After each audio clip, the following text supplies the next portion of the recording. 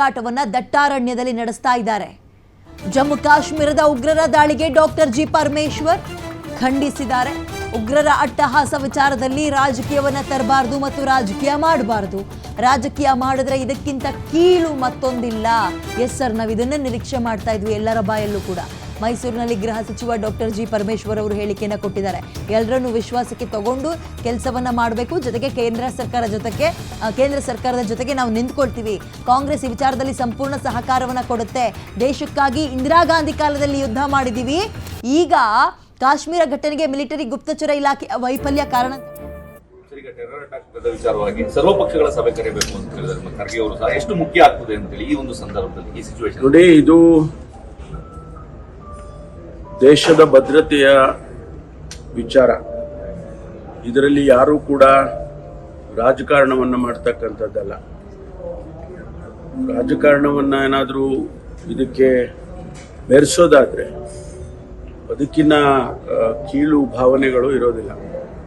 ಹಾಗಾಗಿ ನಾವೆಲ್ಲರೂ ಕೂಡ ಒಟ್ಟಾಗಿ ಎಲ್ಲ ಪಕ್ಷಗಳು ಸೇರಿ ಏನೇ ತೀರ್ಮಾನಗಳನ್ನು ತೆಗೆದುಕೊಂಡ್ರೂ ಕೂಡ ಕೇಂದ್ರ ಸರ್ಕಾರ ಎಲ್ಲ ಪಕ್ಷಗಳನ್ನು ವಿಶ್ವಾಸಕ್ಕೆ ತಗೋಬೇಕು ಅಂತೇಳಿ ನಮ್ಮೆಲ್ಲರ ಆಗ್ರಹ. ಹಾಗಾಗಿ ಬಹುಶಃ ಆ ದೃಷ್ಟಿಯಿಂದ ಸರ್ಕಾರ ಸರ್ವಪಕ್ಷ ಸಭೆಯನ್ನು ಕರೀತಾ ಇರ್ಬೋದು. ಅದು ಬಹಳ ಒಳ್ಳೆಯ ಬೆಳವಣಿಗೆ. ಜೊತೆಗೆ ನಾವೆಲ್ಲ ಈಗಾಗಲೇ ಹೇಳಿದ್ದೀವಿ, intelligence failure, military intelligence failure ಆಗಿದೆ, ಅಥವಾ ದೇಶದ ಆಂತರಿಕವಾಗಿರ್ತಕ್ಕಂಥ ಇಂಟೆಲಿಜೆನ್ಸ್ ಫೇಲ್ಯೂರ್ ಆಗಿದೆ. ಹೆಂಗೆ ಅವರು ಒಳಗಡೆ ಬಂದರು, ಆ ಟೆರರಿಸ್ಟು ಒಂದು ದಿನದಲ್ಲಿ ಪ್ಲ್ಯಾನ್ ಮಾಡಿ ಮಾಡುವಂಥದ್ದಲ್ಲ.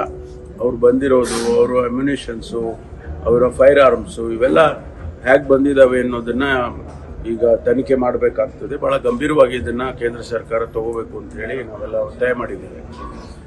ಆದ್ದರಿಂದ ಪ್ರಧಾನಮಂತ್ರಿಗಳು ಕೂಡ ಈಗಾಗಲೇ ಅನೇಕ ತೀರ್ಮಾನಗಳನ್ನು ರಾಜತಾಂತ್ರಿಕವಾಗಿ ಅನೇಕ ತೀರ್ಮಾನಗಳನ್ನು ತಗೊಂಡಿದ್ದಾರೆ.